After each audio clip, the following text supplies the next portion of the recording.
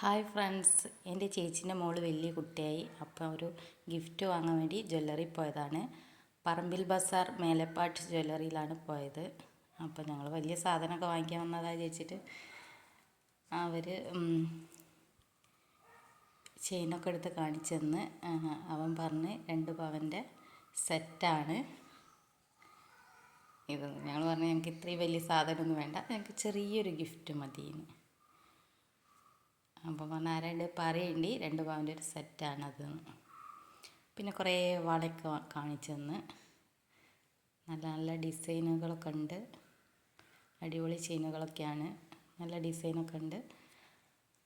അങ്ങനെ അവിടെ വെച്ച് എനിക്കൊരു ആഗ്രഹം തോന്നി, ഒന്ന് മേക്കാതെ കുത്തണമെന്ന്. ആളുകളൊരു 5-6 എണ്ണമൊക്കെ ഇടുന്ന കണ്ടപ്പോൾ ഒരു അതിമോഹം. ഹസ്ബൻഡ് പറഞ്ഞ് കുത്തണ്ടാന്ന്. എന്താ വെച്ചാൽ സ്വർണ്ണട്ട വാങ്ങാൻ ഞാൻ പറയുമെന്ന് വിചാരിച്ചിട്ട് കുത്തണ്ടാന്ന്. അപ്പം ഞാൻ പറഞ്ഞു സ്വർണ്ണമൊന്നും വേണ്ട, ഞാൻ ഫാൻസി ഇട്ടോളാം, ഒരാഗ്രഹം ഒന്നുകൂടി കുത്തണമെന്ന്. താഴെ കുത്തിയിട്ടുണ്ട്. അവിടെ സോഫ്റ്റായ സ്ഥലമായതുകൊണ്ട് അധികം എനിക്ക് വേദനയൊന്നും ഇല്ലായിരുന്നു. അതുകൊണ്ടാണ് ഞാൻ ഒന്നുകൂടി കുത്തണമെന്ന് പറഞ്ഞത്. എൻ്റെ കഷ്ടകാലം, നല്ല ടെൻഷൻ ഉണ്ട് എനിക്ക്. ഹസ്ബൻഡ് വണ്ടീൻ്റെ കീ വെച്ചിട്ട് അളന്നൊക്കെ നോക്കുക, ഇനി തെറ്റിപ്പോണ്ട എന്ന് വിചാരിച്ചിട്ട്. അങ്ങനെ അവൻ മാർക്കൊക്കെ ചെയ്യുന്നുണ്ട്. നല്ല കത്തിയടിയാണ്, നല്ല തമാശയൊക്കെ പറയുന്ന ആളാണ് കേട്ടോ. അപ്പോൾ അത് കേട്ട് ചിരി വന്ന. ഹസ്ബൻഡ് കാരണം നല്ല വേദനയാക്കിയിട്ട് കുത്തി കൊടുക്കുക. അപ്പോൾ അവന് മനസ്സിലായി ഇത് ഹസ്ബൻഡാണില്ലേന്നോ പ്രത്യേകമായിട്ട് ചോദിച്ച്. സംഗതി അവന് മനസ്സിലായി. ഹസ്ബൻഡിന് എന്താ വെച്ചാൽ നല്ല വേദനയായി ഇനി ഞാൻ കുത്താൻ പറയില്ലല്ലോ. വേണ്ടിയില്ലായിരുന്നു, ടെൻഷനായിട്ട് ഇരിക്കുകയാണ്.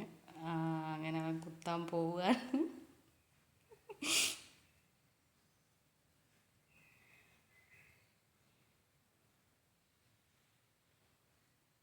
ഒട്ടും വേദന ഇല്ലാത്തതുകൊണ്ട് ഞാൻ തീരെ കരഞ്ഞില്ല.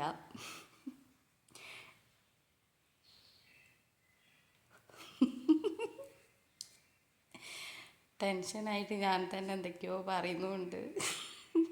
അധികം കരഞ്ഞിക്കുകയാണെങ്കിൽ ഹസ്ബൻഡ് നന്നായിക്കണം, അങ്ങനെ തന്നെ വേണമെന്ന് പറയും. അതുകൊണ്ട് ഞാൻ ഇങ്ങനെ സഹിച്ച് നിൽക്കുക. നല്ല വേദന ഉണ്ട്. എന്താ വെച്ചാൽ സോഫ്റ്റ് അല്ലാത്ത സ്ഥലമായതുകൊണ്ടായിരിക്കും. എങ്ങനെയാണ് കുട്ടികളൊക്കെ 5-6 എണ്ണമൊക്കെ കുത്തുന്നതെന്ന് ഞാൻ അങ്ങനെ വിചാരിച്ച്. എല്ലാവരും മുഖത്തും ഭയങ്കര സന്തോഷം. എന്നെ വേദനയാക്കിയപ്പോൾ ചേച്ചീൻ്റെ മക്കളും ഹസ്ബൻഡ് ചിരിക്കുന്നുണ്ട്. ഞാൻ പിന്നെ അധികം കരഞ്ഞാൽ ഈറ്റികൾ എന്നിട്ട് നോക്കും. അപ്പോൾ ഗേസ്, വീഡിയോ ഒക്കെ ഇഷ്ടപ്പെട്ടാൽ സബ്സ്ക്രൈബ് ചെയ്യണം, ലൈക്ക് ചെയ്യണം. Thank you.